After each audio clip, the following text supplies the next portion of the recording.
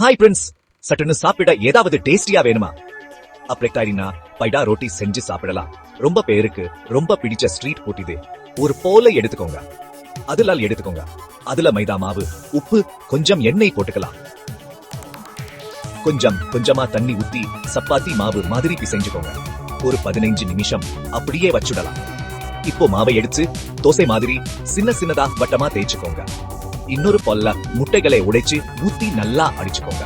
அதுல பொடியா நறுக்கின வெங்காயம், பச்சை மிளகாய், மசாலா பொடி எல்லாம் போட்டு கலந்துக்கோங்க. தோசை கல்லை அடுப்புல வச்சு சூடாக்கி தேய்ச்சு வச்சிருக்கிற மாவை போட்டு அதுக்கு மேல முட்டை கலவைய ஊத்திக்கோங்க. நாலா பக்கமும் மடிச்சு சதுரமாக்கிக்கோங்க. நல்லா கோல்டன் பிரவுன் கலர்ல கரகரன்னு வற்ற வரைக்கும் வேக விடுங்க. இப்போ இத துண்டா வெட்டி உங்களுக்கு பிடிச்ச சட்னியோட சாப்பிடுங்க. சீக்கிரமா, சுலபமா, ரொம்ப டேஸ்டியான பைடா ரோட்டி ரெடி.